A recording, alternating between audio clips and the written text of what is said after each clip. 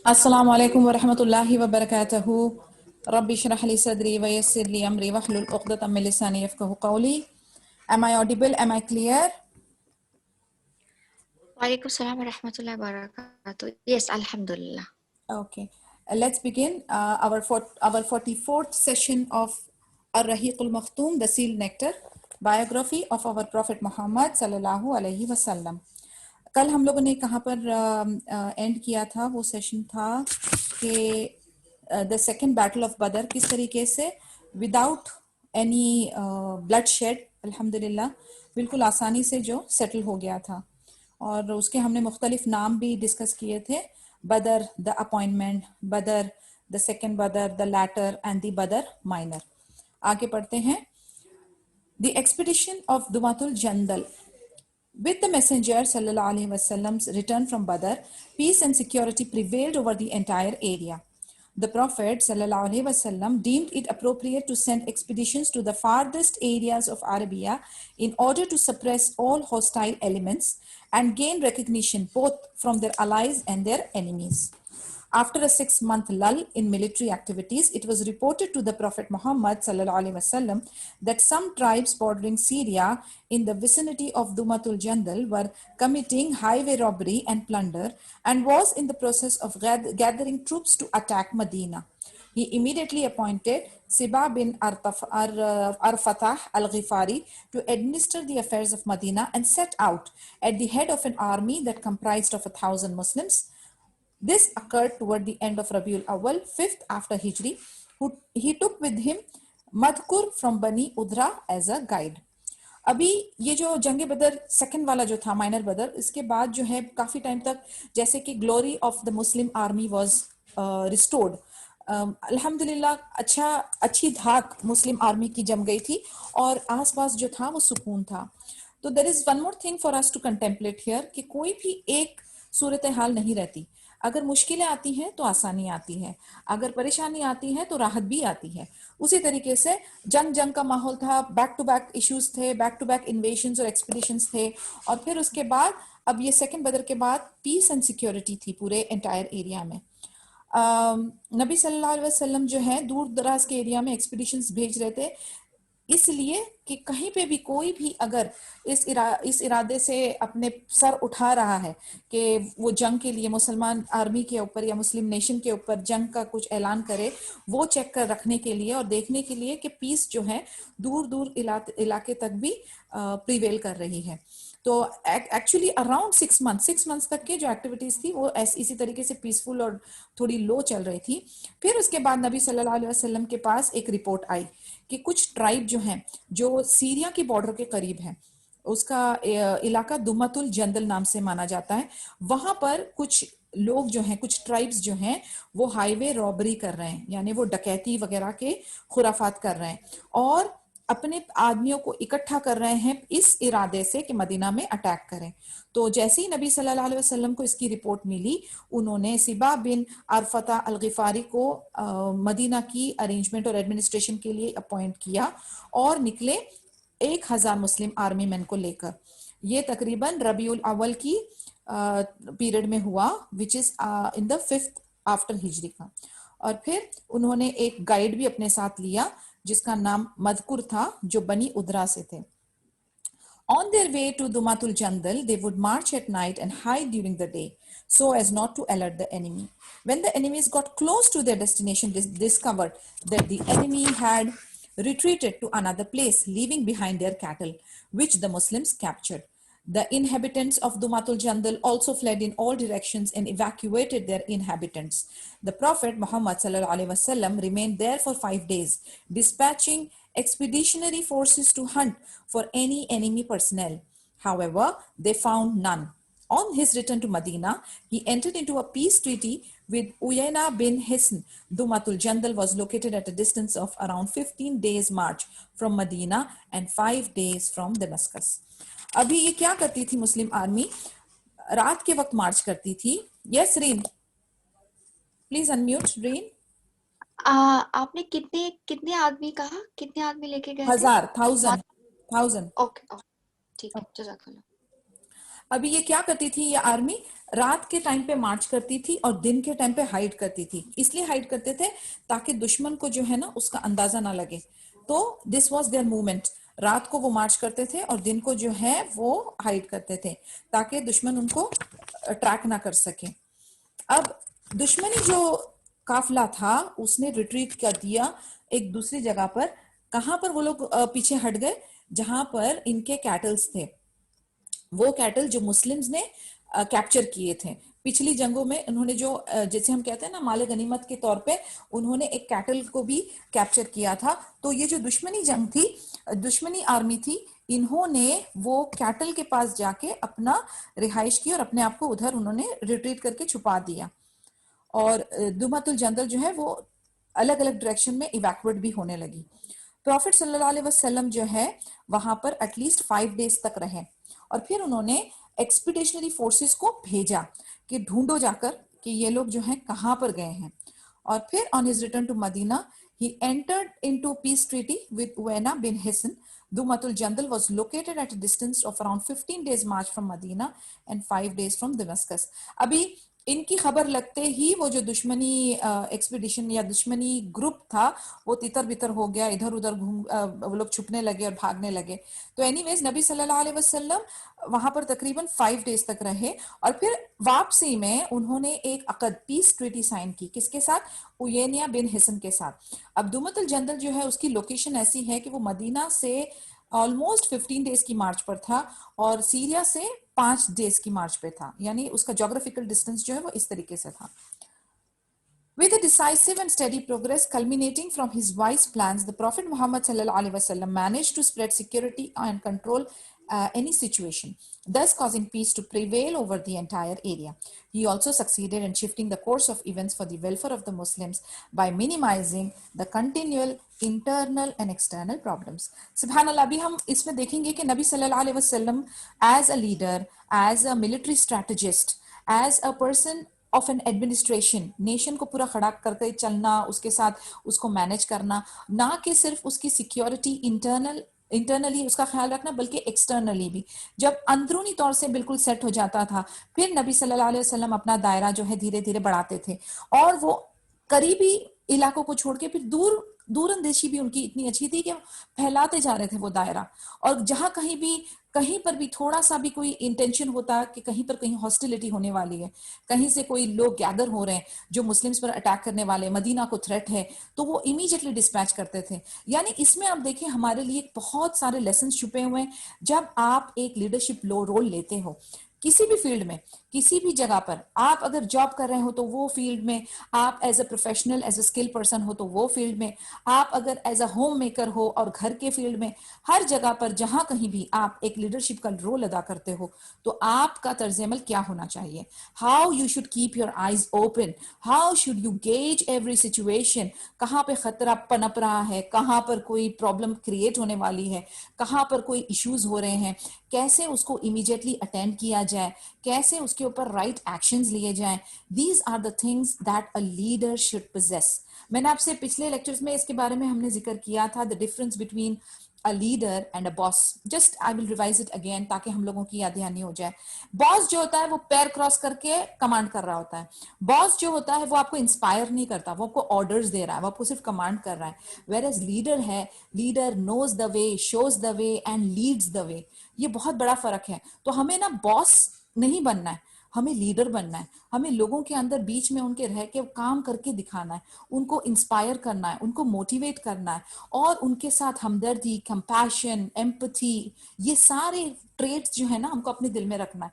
उनकी फिक्र, उनके लिए उनके भलाई का काम। This is the difference between a boss and a leader. तो अपने आप को, बल्कि लीडर के अंदर मैं एक वर्ड ऐड करती हूँ, because it is not just leader, we call it servant leader. यानी लीडर जो होता है ना वो अपने जो उनके डिपेंडेंट्स है या जो लोग उनके अंडर हैं उनकी खिदमत करने का उसका एटीट्यूड होता है। उसकी ये एटीट्यूड नहीं होता है कि वो उनके ऊपर इसलिए मुसल्लत है कि वो उनको कमांड कर सके और वो उनको स्लेव्स की तरह यूज कर सके। That is not the concept. The concept is of a servant leader, कि सर्वेंट की तरह वो अपने जो उसके अंडर हैं उनको उनकी मदद करनी है, उनको अपलिफ्ट करना है, उनको एम्पावर करना है, उनके मसले मसाइल को सॉल्व करना है. Now we as mothers, we as wife, we as a daughter in law, we as a teacher, हमारा जो भी रोल है आपका, आपकी रिस्पेक्टिव फील्ड में, आपने अपने आप को आज से एक सर्वेंट लीडर बना के चलना है. जहां पर आपके पास हिकमत है, जहां आपके पास नॉलेज है, जहां आपके पास एक्सपर्टीज है, और आप उस चीज को बेहतरीन तरीके से यूज करेंगी. Now I will add one more thing to this. आप as a believer, as a मुस्लिमा with a servant leader attitude, आप अल्लाह की खातिर सब करेंगी. और जब आपका एटीट्यूड इस तरीके से चेंज हो जाएगा तो आपकी हर हर एक्शन जो है इंशाल्लाह बिइज़्निल्लाह will be accounted as an इबादा. तो आपका अजर का मीटर भी डाउन हो जाएगा. तो इस तरीके से आप सोचें कि आप कैसे, just with your intention and with your sincerity, सिर्फ अपनी निया और अपने खुलूस से आप अपने हर एक्शन को इबादा में कन्वर्ट कर सकती हैं. Yes Seema, is there anything you would like to say? Alright, so going forward, Nabi sallallahu alaihi wasallam is taking care of all the problems, internal and external problems. The munafiqs were silenced. A Jewish tribe was expelled, while the others continued to fake good neighborliness and seemingly faithful adherence to the covenants. The Bidyuns became submissive, and the Quraysh, who were the arch enemy of the Muslim, no longer seemed keen on attacking the Muslims. अब आप देखें कितने सारे दुश्मन और कितनी सारी different कैफियत. जो मुनाफिक थे वो खामोश हो गए, जो यहूद थे वो जिलावतन हो गए, और जो दूसरे आसपास के नेबरली बदून्स थे वो कोशिश कर रहे थे कि वो अपने अकद पर जो कहते हैं ना फेथफुल रहे और उसको फॉलो करें, और सबमिसिव हो गए. उनके जो सर थे वो अभी उठने नहीं लगे, उन्होंने झुका दिए. और कुरैश जो थे, जो खुले दुश्मन थे मुस्लिम्स के, वो अब बिल्कुल खामोश हो गए थे. उन्हें अपनी हैसियत और औकात की समझ आ गई थी कि नबी सल्लल्लाहु अलैहि वसल्लम के आगे अब वो नहीं दौड़ सकते या अपना सर नहीं उठा सकते. आप देखें इतने डिफरेंट काइंड ऑफ दुश्मन, इतने different kind of hostilities, and सुभान अल्लाह बिइज़्निल्लाह, अल्लाह की मदद से और अपनी खूबसूरत हुस्न इखलाक और हिकमत और एक्सपर्टीज से किस तरीके से सबके सर जो हैं कुचल दिए गए और सब कितना स्मूथ हो गया. This secure strategic attitude created optimum circumstances for the Muslims to resume their logical course in propagating Islam and communicating the messages of the Lord. यानी इतनी, ये अल्लाह की मदद के सिवा कुछ नहीं हो सकता, इसमें अपना कमाल नहीं है by the way. But anyways आप देखें कि कितनी खूबसूरती से नबी सल्लल्लाहु अलैहि वसल्लम ने अपनी हिकमत से, अल्लाह की मदद से सब चीजों को, सब सिचुएशंस को एकदम स्मूथ आउट कर दिया. और इस्लाम का जो मेन काम, जो ऑब्लिगेटरी ड्यूटी है, which is propagating Islam and communicating the message of the Lord, ये जो ऑब्लिगेटरी टास्क है ना, ये नहीं रुका. ये वाला काम मुसलसल चलता रहा, जंगी हालात हो या अमन हो. This has never stop. तो दो चीजें जो हम लोग कहते हैं ना, द रूह of picking up something from this chapters is, one is इबादा, अल्लाह से रुजू, और दूसरा doing the job of spreading the message of Allah अज़्ज़ा वजल. ये दो कोर ऑब्लिगेटरी ड्यूटीज हैं जो सुभान अल्लाह खत्म नहीं होती, कम नहीं होती. The invasion of Al-Ahzab. Peace and security had enveloped the Arabian Peninsula, and after an entire year of fighting, this unruly area began to experience a period of calm. However, the Jews, whose treachery, intrigues, and disloyalty caused them to taste all types of humiliation and disgrace, were not the least bit affected by the admonishment they received. सुकून और security अल्हम्दुलिल्लाह Arabian peninsula में आ गया, और तकरीबन 1 साल तक कोई भी फाइटिंग नहीं हुई, और ये बहुत खूबसूरत काम माहौल था.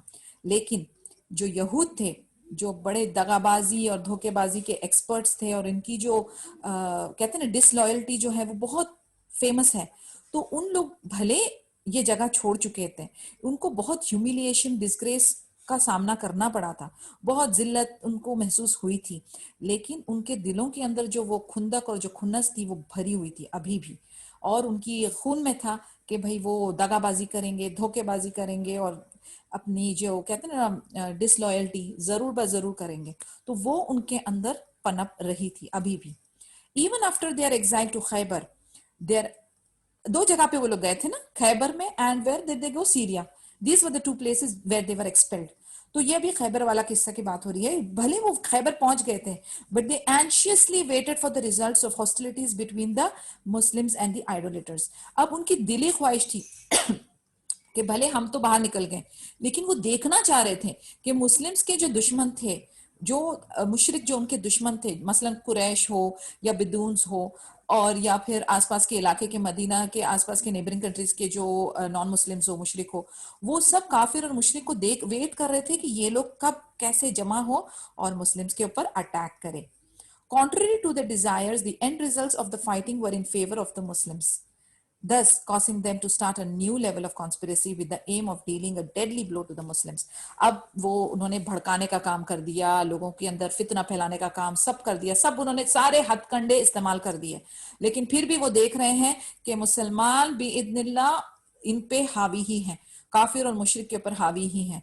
तो वो अब बहुत परेशान हो गए. अब तो अपनी कंट्री भी छोड़ दी, अपनी जगह भी छोड़ दी, सब छोड़ दिया, लेकिन फिर भी वो अपनी हथकंडों से बाज नहीं आ रहे थे. वो अभी भी कॉन्स्पिरेसीज कर रहे थे, उनके प्लॉट और उनके षड्यंत्र जारी थे.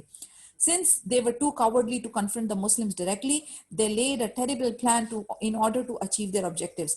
अब उनके अंदर तो कोई वो नहीं थी, जैसे हम कहते हैं ना, स्पाइन नहीं थी, वो ब्रेव नहीं थे, तो वो सामने आकर दुश्मनी, एक अच्छे दुश्मनों की तरह मुकाबला तो नहीं कर सकते थे. तो वो क्या करते थे, वो पीछे से जाकर ऐसे ऐसे लोगों को भड़काकर ऐसे ऐसे टेरिबल प्लान बनाते थे जिससे कि उनके मकासद हल हो. यानी आप देखें, बाज नहीं आते हैं. सुभान अल्लाह. If you go to see now, आज भी आप अगर देखें, यानी अभी हम लोग कितने साल पुरानी हम हिस्ट्री पढ़ रहे हैं, राइट? 1400 अप्रोक्सीमेटली ईयर्स हम पहले की हिस्ट्री पढ़ रहे हैं. आप अगर आज भी इस चीज को रिलेट करना चाहें तो आप देखें, चंद लोग जो हैं वो बाज नहीं आते, अब भी बाज नहीं आते, और वो मुसलसल मुसलसल 24/7 लगे हुए हैं किस तरीके से मुसलमान को अटैक करें, किस तरीके से इस्लाम को खत्म करें, किस तरीके से कुरान को इंसल्ट करें, किस तरीके से इस्लाम, मुस्लिम, कुरान और नबी सल्लल्लाहु अलैहि वसल्लम को, इसका नाम को हम नीचे लाने की कोशिश करें. वो 24/7 लगे रहते हैं. लेकिन सुभान अल्लाह, सुभान अल्लाह, सुभान अल्लाह, जितना ये दबाने जाते हैं उतना वो उरूज पे आता है, जितना वो बदनाम करने जाते हैं उतना उसका नाम होता है. यानी सुभान अल्लाह, ये तो अल्लाह का वादा है कि ये दीन इस्लाम जो है वो प्रोटेक्शन, अल्लाह की प्रोटेक्शन में, अल्लाह का दीन है ये, इसको कोई भी बदनाम नहीं कर सकता, इसको कोई भी खत्म नहीं कर सकता. तो सुभान अल्लाह, चाहे कितने भी पूरी दुनिया जमा हो जाए और अपनी ताकत और अपना दिमाग लगा ले, लेकिन रत्ती भर फर्क नहीं पड़ता. सुभान अल्लाह, दिस इज द ब्यूटी. लेकिन इनकी हरकतें खत्म नहीं होती, और इसी तरीके से ये ज्यूज को बाहर निकाल दिया गया, इनको हरा दिया गया, इनको जिल्लत उतारी महसूस उनको एक्सपीरियंस कर दिया गया, येट वो रुकने वाले नहीं है और आखिर तक रुकेंगे नहीं. अब देखें आगे क्या होता है. 20 Jewish chiefs along with some notable people from Bani Nadir went to Makkah to negotiate an unholy alliance with the Quraysh. अब तकरीबन 20 यहूद के चीफ गए जो कि बनी नदीर से थे. हमने लास्ट कल बनी नदीर का किस्सा पढ़ा था. वो पहुंचे कहां पर? मक्का में, और ये नेगोशिएट कर रहे हैं कुरैश के साथ. They began provoking the people of Makkah to attack Allah's Messenger sallallahu alaihi wasallam, promising them their full support and backing. अब आप देखें, ये पहले भी इन्होंने किया था. ये प्रॉमिस करते हैं कि हम आपके साथ पूरे सपोर्ट करेंगे, आप बस अटैक करो, आप नबी सल्लल्लाहु अलैहि वसल्लम की टीम को अटैक करो, हम आपको पूरा सपोर्ट देंगे. उसी तरीके से अब वो कुरैश के पास भी पहुंच गए और कह रहे हैं कि आप लोग उनको भड़काना शुरू किया कि आप उनको अटैक करो, हम आपके साथ पूरा सपोर्ट और बैक देंगे. Those among the Quraysh who had been cowardly and weak to challenge the Muslims at Badr seized this opportunity to regain their stained honor and blemished reputation. अभी बदर में उनकी ऑलरेडी सेकंड बदर में फिर से उनकी तकरीबन हार ही हो गई थी, क्योंकि बिना लड़े बिना कुछ करे उन्होंने वापस से रिट्रीट कर दिया था. तो अब जो है उनको वैसे ही शर्मिंदगी थी, वो बहुत एम्बैरस थे. और फिर जब ये बनी नदीर के यहूद आ गए उनके पास और अच्छा नया प्रपोजल लेकर आए, तो फिर कुरैश भी जो है उन्होंने कहा चलो ये अच्छा मौका है कि हम अपनी जो है रेपुटेशन को ठीक कर सकते हैं. The same delegation then set out to the tribe of Ghatafan, calling them to do the same as the Quraysh, which they responded to in a positive. अभी दूसरी भी एक और एक ट्राइब थी गताफान की. हमने देखा था कि उस वक्त 2-3 ट्राइब्स एक साथ मिल गए थे ना, तो गताफान also was one of the tribes with बनी नदीर. तो वो भी कहते हैं कि उनको भी, वो भी शर्मिंदा थे, तो वो कहते हैं चले हम भी हाथ ज्वाइन कर लेते हैं आपके साथ. The Jewish delegation had begun a fresh effort of hostilities and visited other parts of Arabia, managing to incite and create a confederacy of disbelief against the Prophet Muhammad sallallahu alaihi wasallam, his message and the believers. अब जहां पर देखें आप नबी सल्लल्लाहु अलैहि वसल्लम का जो तर्ज अमल था कि he used to look around, वो डिफरेंट डिफरेंट नेबरिंग कंट्रीज में जाके डिफरेंट डिफरेंट अरेबियन पेनिनसुलास के ट्राइब्स में जाकर उनके साथ बात करते थे, दीन इस्लाम का मैसेज उनको पहुंचाते थे, और फिर अगर वो अग्री कर जाते थे तो उनके साथ एक अलायंस हो जाता था, वो फिर उनके टीम ज्वाइन कर जाते थे, अगर वो नहीं राजी होते थे तो उनके साथ कॉन्ट्रैक्ट साइन कर लेते थे. तो ये था नबी सल्लल्लाहु अलैहि वसल्लम का तरीका, modus operandi which I could say. अब इनकी भी जो हरकत थी आप देखें, यहूद ने भी वही काम स्टार्ट किया. बनी नदीर पहले निकले, उन्होंने गताफान को भी ज्वाइन किया, उन्होंने कुरैश को भी ज्वाइन किया. अब इनके भी जो डेलीगेट्स थे ना, जो सेम डेलीगेट्स थे जो यहूद के, वो निकले अरबियन पेनिनसुला में, और आसपास में जो दुश्मन थे या जिनको हरा दिया नबी सल्लल्लाहु अलैहि वसल्लम की टीम ने, या जो राजी नहीं थे दीन इस्लाम को कबूल करने के लिए, वो उनके साथ हाथ ज्वाइन करने लगे. मकसद क्या था? मकसद ये था कि जितनी हो सके अपनी टीम को स्ट्रॉन्ग किया जाए, इनको बढ़ाया जाए, ताकि एक बड़ी आर्मी, बड़ी ताकत हो, और फिर जाके मुस्लिम नेशन पे अटैक किया जाए. Quraysh, Kinana, and the other allies from the Tihama in the south rallied, ranked, and recruited 4,000 men under the leadership of Abu Sufyan. From the east came the tribes of Banu Sulaim, Ghatafan, Bani Murrah, Fazara, Ashja, and others. The commander of Fazara was Uyayna bin Hisan. Murrah was commanded by Harith bin Auf, and Ashja was commanded by Mis'ar bin Rakhila. They all headed for Medina and gathered in its vicinity at an agreed upon time. It was a great army of 10,000 soldiers, which itself outnumbered all the Muslims residing in Medina, including women, children, and the elderly. अब देखें what happened with these alliances. different bunnies जो हैं वो hand join कर रहे हैं. कुरैश, किनाना और दूसरे अलाइज जो थे वो कहाँ से थे? साउथ के तिहामा से. अब ये लोगों ने कितनों को एम्प्लॉय किया? तकरीबन 4,000 आदमियों को, और इनकी लीडरशिप किसके हाथ में थी? अबू सुफियान की. अब ये हो गया साउथ से. ईस्ट से कौन कौन आ गए? ईस्ट से आ गए बनु सुलैम, गताफान, बनी मुर्राह, फजारा, अशजा और दूसरे. और कमांडर फजरा जो था, वो फजरा का जो कमांडर था वो कौन था? उयेनिया बिन हिसन. और मुर्रा का कमांडर कौन था? हारिस बिन औफ. एंड अशजा का कमांडर कौन था? मिसर बिन राखिला. अब ये इतने सारे लोग, 4, 2, 3 मिल के, छोटी छोटी जो टुकड़ियां हैं मिल के कितनी बन गई? तकरीबन 10,000 सोल्जर्स इकट्ठा हो गए और मदीना के लिए निकले. अब आप सोचें, मदीना की जो आर्मी है, अगर उनके आर्मी को, सोल्जर्स को भी इंक्लूड कर दिया जाए, उनकी औरतों को भी इंक्लूड कर दिया जाए, उनके बच्चों को, उनके बुजुर्गों को भी इंक्लूड कर दिया जाए, तब भी वो 10,000 के नंबर को आउट नंबर नहीं कर सकती थी. तो फिर क्या हुआ? If they were able to launch a surprise attack against Medina, they may have been able to kill all the Muslims. However, the leadership inside the city was on high alert, and intelligence personnel managed to survey the area of the enemy and reported their movement to those in charge of Medina. अगर ये जो दुश्मन इकट्ठे हुए थे, अगर ये surprise attack Medina में करते, तो शायद ये सारे मदीना के मुसलमानों को कत्ल करने में कामयाब हो सकते थे. लेकिन मदीने के अंदर की जो लीडरशिप थी, उसकी सिक्योरिटी जो थी वो हाई अलर्ट पे थी, और इनके जो इंटेलिजेंस थी ना, जिसे हम इंटेल कहते हैं आजकल, इंटेल जो थी वो बहुत पावरफुल थी. उसने पूरा सर्वे करके रखा हुआ था एनिमी का, और इनकी पूरी हरकतों की इंफॉर्मेशन मदीना में पहुंच रही थी. Allah's Messenger sallallahu alaihi wasallam convened a council and conducted a detailed discussion of the plan to defend Medina. After a lengthy discussion with military leaders and those who offer good advice, it was agreed to implement the proposal put forth by the honorable companion Salman al-Farsi radhiyallahu anhu, which was to dig trenches as a defensive perimeter around the city. The Muslims actively and laboriously began to dig a trench around Medina. अभी Intel जो था उसने पूरी reports नबी सल्लल्लाहु अलैहि वसल्लम के पास बता कर रखी थी, दुश्मन की हर हर हरकत के ऊपर नजर थी। नबी सल्लल्लाहु अलैहि वसल्लम ने अपने काउंसिल को बुलाया, एक डिटेल डिस्कशन प्लान किया कि किस तरीके से इसको अभी डिफेंड किया जाए, मदीना को किस तरीके से डिफेंड किया जाए। एक अच्छी तवील डिस्कशन हुई लीडर्स के साथ, और फिर एक अच्छी एडवाइस सामने आई, किसके थ्रू? एक सहाबा जिसका नाम सलमान अल फारसी रदी अल्लाह अन्हु है। उन्होंने आइडिया क्या दिया? उन्होंने कहा कि खंदक बनाई जाए, डिग ट्रेंचेस, ऐसे जो गड्ढे खोदते हैं ना, आपने अभी भी देखा होगा मिलिट्री ऑपरेशंस में, दे डिग बंकर्स बनाते हैं, ठीक है। तो उन्होंने सलाह दी कि मदीने के पास ट्रेंचेस खोदी जाए as a defensive perimeter around the city. तो पूरी सिटी में जो है एज अ डिफेंसिव पेरीमीटर खंदक खुदवाने का प्लान शुरू हो गया। अब मुस्लिम जो है वो एक्टिवली इस काम में लग गए, पूरी मेहनत और मुशक्कत के साथ पूरे मदीने के अराउंड ट्रेंच खोदना का काम शुरू हो गया। हमारे लीडर का काम देखें, प्रॉफिट मोहम्मद सल्लल्लाहु अलैहि वसल्लम also took part in the work. He would also encourage, help, remind the believers to remember the rewards of the here after.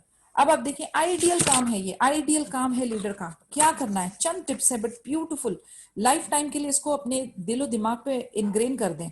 What he is doing, he would encourage, he would help, he would take part, and he would remind them of the fruits of the आखिरा। यानी उन लोगों को वो continuously encourage करते थे, उनको खुद मदद करते थे, खुद भी डिगिंग करते थे। उसके बाद उन लोगों को याद दहानी देते थे कि ये मेहनत और मुशक्कत का क्या नतीजा होगा आखिरा में। सुभान अल्लाह। The Muslims were afflicted with severe hunger, which bordered on starvation. However, even this could not deter or discourage them from achieving their desperately sought objective. अब आप देखें, दुश्मन की तादाद ज्यादा है, टाइम कम है, और ये लोग थोड़े हैं, फिर भी सुभान अल्लाह इनके इरादे बड़े मजबूत हैं, इनका ईमान कितना स्ट्रांग है।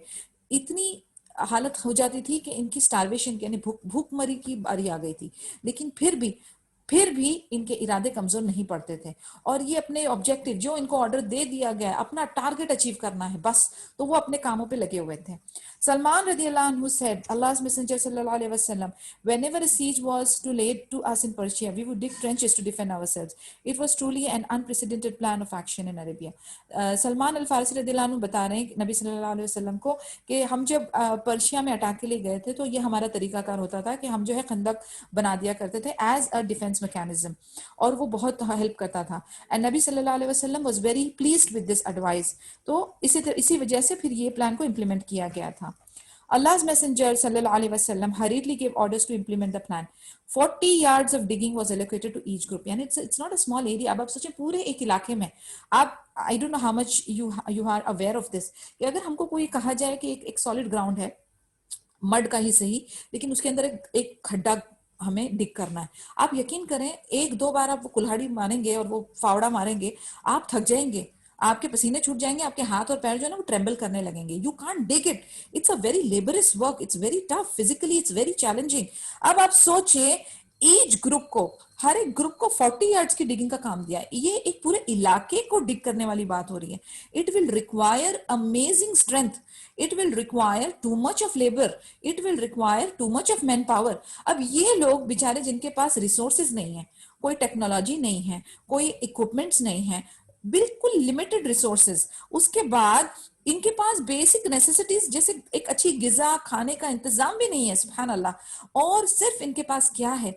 इनके पास इरादे हैं, इनके पास ईमान है, इनके पास दीन इस्लाम इनके दिल और दिमाग के और रूह के अंदर छाई हुई है, अल्लाह की मदद है और नबी सल्लल्लाहु अलैहि वसल्लम सामने है बस, और उसको फॉलो करते हैं वो लोग। यानी आप देखें कितनी आसान, हमें हमारी लाइफ हमें कितनी आसान लगती है, कितनी सुकून की है, और हम अल्लाह का शुक्र नहीं अदा करते।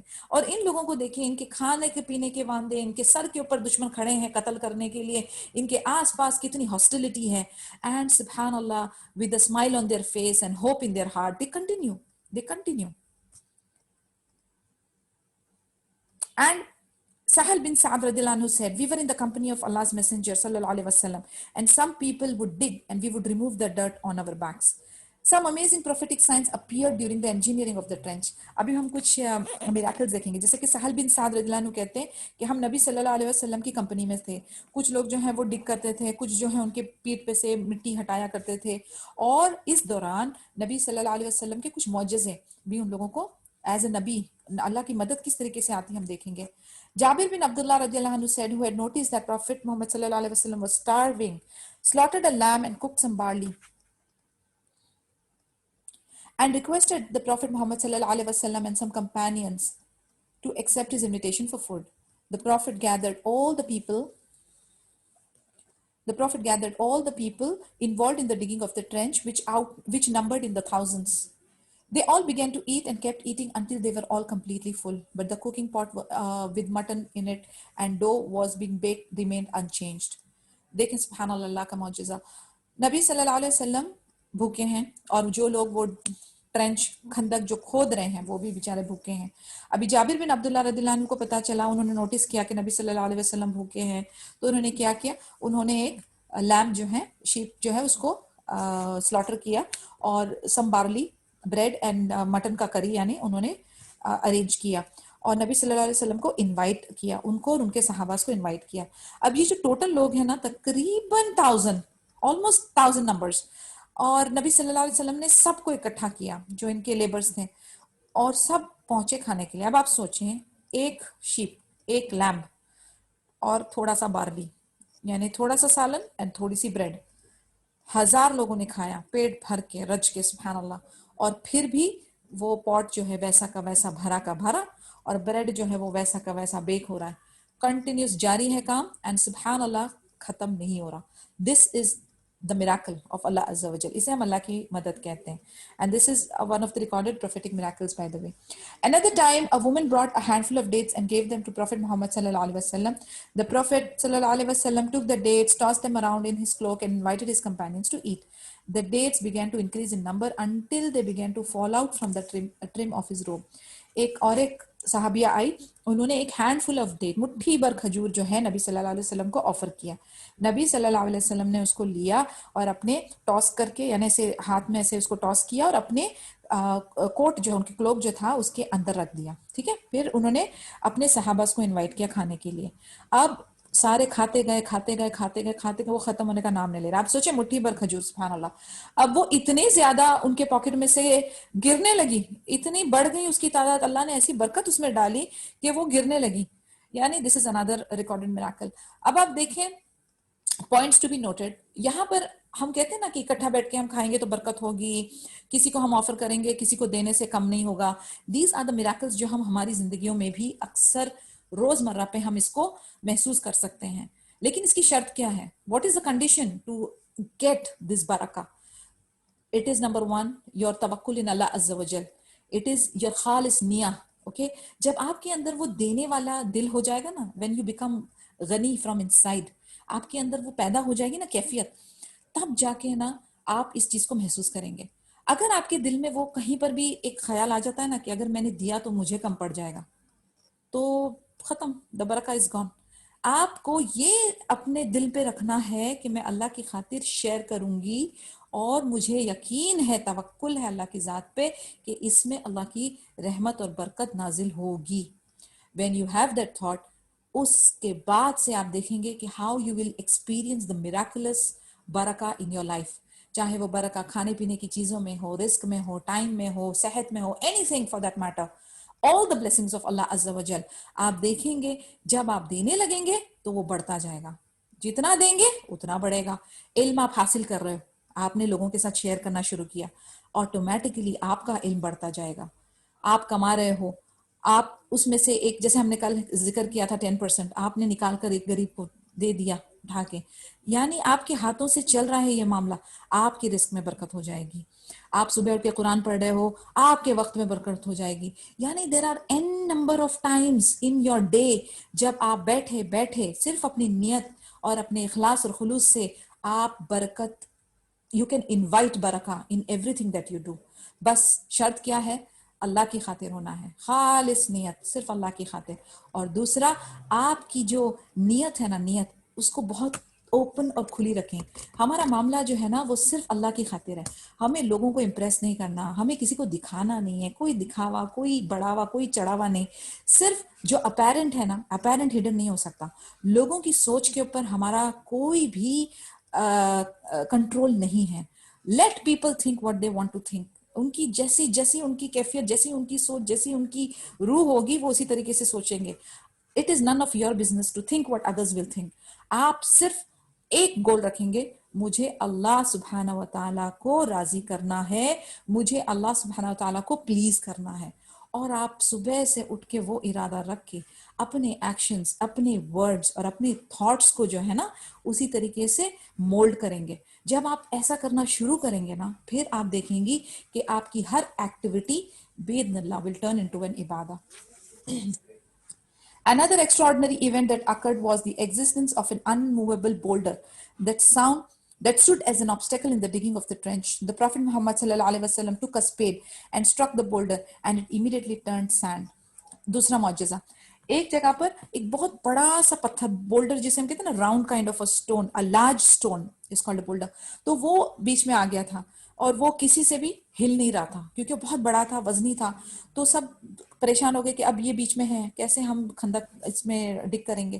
तो नबी सल्लल्लाहु अलैहि वसल्लम ने एक स्पेड लिया, उन्होंने एक स्पेड लिया और फिर क्या किया, स्पेड को क्या कहते हैं, फावड़ा, कुल्हाड़ी, स्पेड को क्या कहते हैं उर्दू में, कुल्हाड़ी। ओके, आप लोग समझ गए होंगे स्पेड क्या होता है। If somebody knows in Urdu what is a spade, please help me out. जी जी, फावड़ा कहते हैं, फावड़ा। ओके, तो जो स्पेड है ना, फावड़ा, ओके, सो जो फावड़ा है मुश्किल वर्ड है। तो वो जो है ना फावड़ा, उन्होंने उसको बोल्डर के ऊपर मारा, तो इससे ये हुआ कि वो बिल्कुल एक सैंड बन गया, यानी कि it became a doctor Nishi, Nishi उसको कुदाल भी कहते हैं, कुदाल, कुदाल। ओके, जी। तो कुदाल और फावड़ा उन्होंने लिया और वो बोल्डर के ऊपर मारा, उसको मारने से वो बिल्कुल रेत हो गया, it became like a sand, और बिल्कुल रेजा रेजा हो गया। तो सुभान अल्लाह, this is also another recorded मुअज्जिज़ा।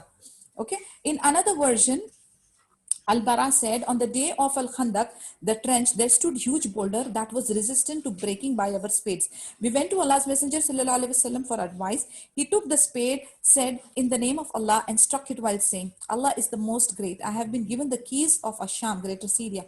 By Allah, I can see its red palaces at the moment. On the second strike, he said, Allah is the most great. I have been given Persia. By Allah, I can see now the white palace of Madian. The third time he struck the boulder, saying, in the name of Allah Azza wa Jal, which shattered the rest of the boulder. He then said, Allah is the most great. I have been given the keys of Yemen.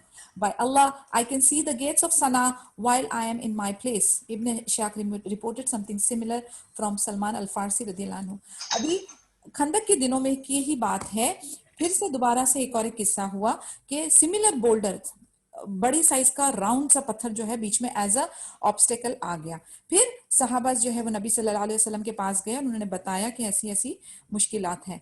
उन्होंने क्या किया, फिर से अपना फावड़ा और वो कुदाल लिया और फिर जाके उन्होंने उसको स्ट्रक किया। अल्लाह इज ग्रेट, अल्लाहु अकबर कहा उन्होंने। फिर उन्होंने कहा कि मुझे जो है अशाम यानी ग्रेटर सीरिया की चाबी दी गई है, और फिर मुझे रेड पैलेसेस, लाल कलर के किले और पैलेसेस नजर आ रहे हैं। फिर उन्होंने दोबारा से सेकंड टाइम उसको स्ट्राइक किया। सेकंड टाइम स्ट्राइक करने के बाद फिर ही सेड, अल्लाहु अकबर, मुझे पर्शिया दिया गया है। बाय अल्लाह, वल्लाही अब मुझे क्या दिखाई दे रहा है, व्हाइट कलर का पैलेस मदियन में। फिर तीसरी बार उन्होंने दोबारा से स्ट्रक किया। फिर उन्होंने कहा अल्लाहु अकबर, और जो बचा कुचा बोल्डर था वो पूरी तरह से फिर शैटर होने लगा। फिर उन्होंने कहा अल्लाहु अकबर, मुझे यमन की भी चाबियां दी गई हैं, वल्लाही मुझे सना का गेट नजर आ रहा है। भले कि मैं यहाँ पर मदीने में हूँ, मगर ये सारी चीजें अल्लाह ने उनके सामने वाज़े कर दी। और इब्न इशाक भी रिपोर्ट करते हैं सलमान अल फारसी रज़ियल्लाहु अन्हु के थ्रू कि the northern part of Medina was the most at risk, यानी जो नॉर्दर्न साइड जो था ना वो बहुत रिस्क में था। और as the other sides were naturally ऐसा क्यों कहा उन्होंने, रसूल सल्लल्लाहु अलैहि वसल्लम ने ऐसे क्यों कहा कि उनको अल्लाह ताला जो है ना, वो अल्लाह ताला ने उनको साइंस बता रहे हैं कि कौन कौन सी जगह पे आप फतेह पाओगे, कहाँ कहाँ पर इस्लाम फैलेगा, कहाँ कहाँ पर इस्लाम जो है उसका गलबा आएगा। that's a sign that Islam is going, yes, that yes. although all those countries, I mean, yes, because subhanallah, we are discussing the time where a handful or a very small number of sahabas, okay, a very small number of Muslim army is going to invade and conquer all these nearby areas, subhanallah. So these were the good news, these were the good glad tidings that Allah Azza wa Jal is opening up to Muhammad sallallahu alaihi wasallam, right? So we are talking about the whole of Syria, we are talking about the whole of Persia, we are talking about the whole of Yemen. तो ये सारी good news सुभान अल्लाह अल्लाह ताला ने वाजे कर दी. तो अभी नॉर्दर्न पार्ट ऑफ मदीना जो था ना वो ज्यादा रिस्की था, और जो दूसरे साइड्स थे ना उधर नेचुरल रिसोर्सेज ने प्रोटेक्शन के तौर पे it was kind of a better area, because वहां पर क्या था, माउंटेन्स थे, बोल्डर्स थे, ऑर्चर्ड्स थे. यानी ये जो नेचुरल जो एनवायरमेंट टेरेन जिसे हम कहते हैं ना, geological positioning of the mountains और ऑफ द ट्रीज और ऑफ द फॉरेस्ट और ऑफ द बोल्डर्स, इससे प्रोटेक्शन एक डिफेंस मैकेनिज्म बनता है. जैसे if I have to give you an example, the Himalayas which is the north eastern side of India, okay, वो जो है वो because Himalayan mountains are huge, it serves as a protection for the country. It becomes a natural border. Similarly, the north of Medina risky था, open था, और बाकी जो तीन थे, east, west and south, they had natural terrain. यानी वहां पर mountains थे, वहां पे boulders थे, और वहां पर orchards of palm tree था. The Prophet Muhammad sallallahu alaihi wasallam, being a very skillful military leader, understood the Confederates would march in that direction. So he ordered that the trench be dug on that side. यानी अभी अगर तीन side हमारे secure हैं तो north side हमारी खुली है, तो नॉर्थ साइड की तरफ ये खंदक को खुदवाने वाला प्लान था, because that was the site which was exposed, and whichever is the exposed site, the enemies will attack from that area. The Muslims continued digging the trench for several days. They work on it during the day and would go back home in the evening, doing this until it was being complete. The army of the idolaters, which numbered close to 10,000 fighters, arrived 10,000 fighters arrived and camped in the vicinity of Medina at a place called Al-Asyal at Uhud. So अभी ये लोग क्या करते थे, तकरीबन काफी सारे दिनों तक इन्होंने वो खुदाई का काम किया. दिन में पूरा टाइम ये डिग करते थे, शाम को अपने घरों पे लौट जाते थे, और फिर उसके बाद ये जो आर्मी थी मुशरिक की, जो 10,000 की थी, वो आकर एक मदीना की विसिनिटी में आके उन्होंने कैंप किया. कौन सी जगह पर, जिसका नाम था अल असियाल, जो उहद के पास थी. अब इसमें रेफरेंस है कुरानिक आयत फ्रॉम सूरा number 33 verse number 22. And when the believers saw Al-Ahzab, they said, this is what Allah and His Messenger sallallahu alaihi wasallam had promised us, and Allah and His Messenger sallallahu alaihi wasallam had spoken the truth, and it only added to their faith and to their submissiveness to Allah Azza wa Jal.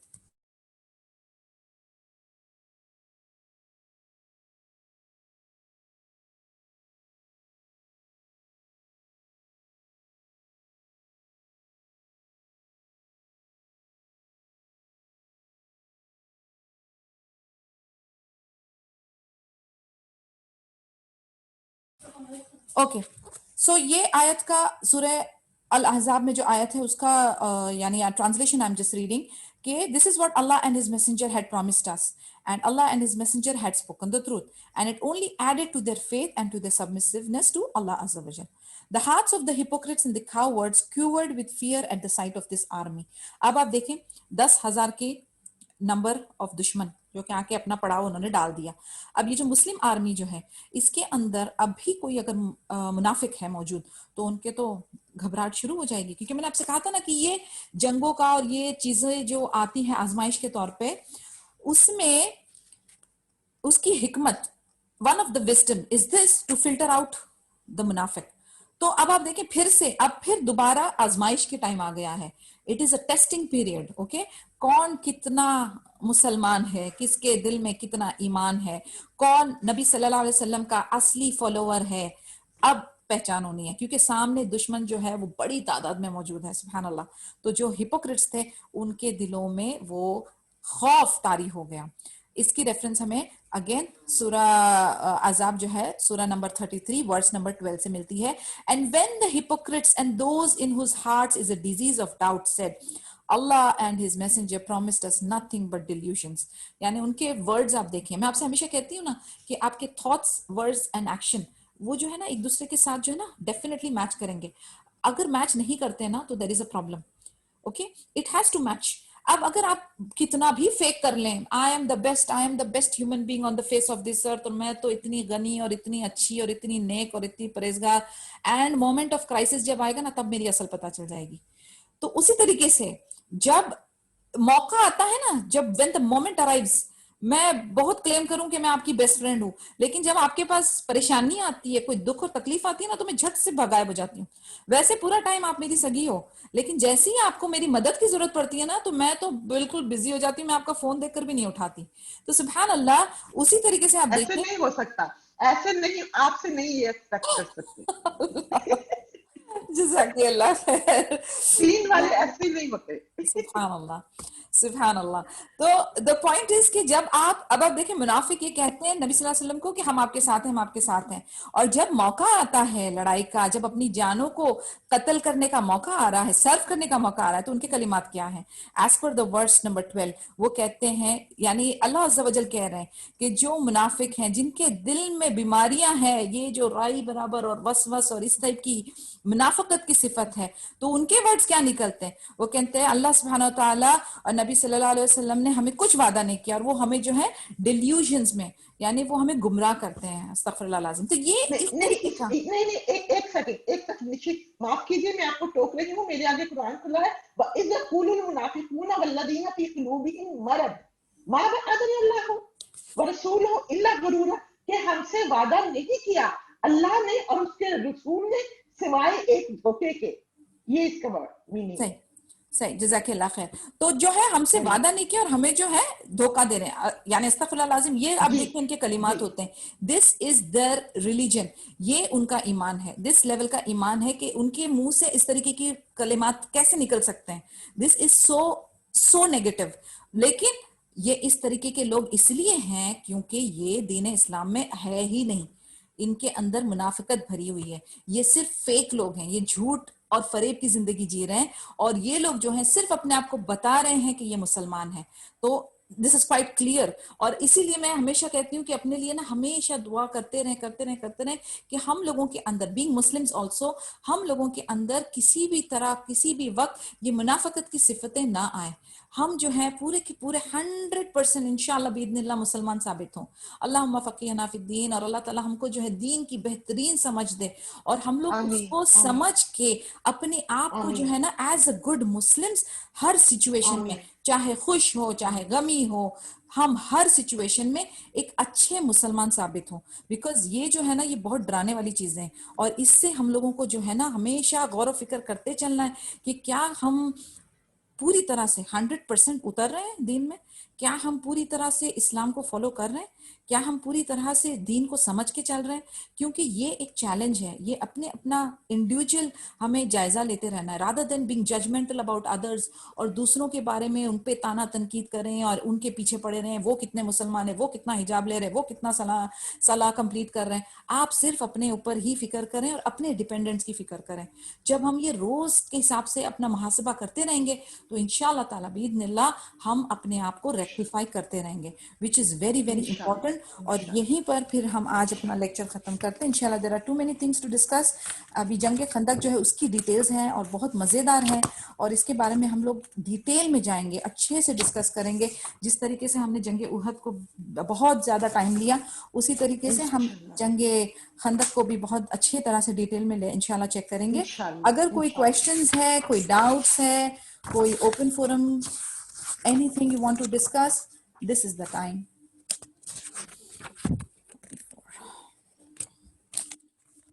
अगर नहीं है तो सुब्हानक अल्लाहुम्मा व बिहम्दिका नशहदु अल्ला इलाहा इल्ला अंता नस्तगफिरुका व नतूबु इलैक। अस्सलामु अलैकुम व रहमतुल्लाहि व बरकातुहू।